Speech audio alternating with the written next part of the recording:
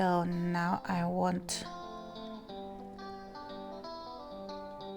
some pinky mixture. That's the essence of painting, to always to create diversity of tints, or edges, of volumes, and so on. I have decided not to moisture the paper beforehand and to paint on dry, wet on dry. My brush is wet and my paper is dry. It's wet on dry technique. Maybe some splashes of watercolor to imitate flowers or leaves that are in far distance. Now I see I need dark background around my flowers in focal point.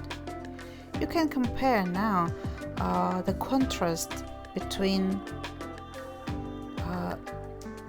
not the contrast, but the volume of the background in focal point and the volume of background in far distant areas. You see, I have a little paint on my palette for I'm painting white flowers, and in fact I'm painting with colorful water. Sometimes it's useless to try to correct the watercolor you are working on, but your mistakes are your experience. So don't get upset, like maybe this, or like this leaves.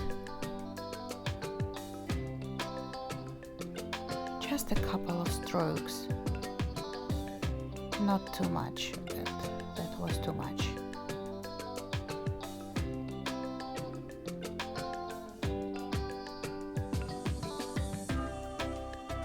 And here is too much of dark space. I need to break it by light splashes of paint.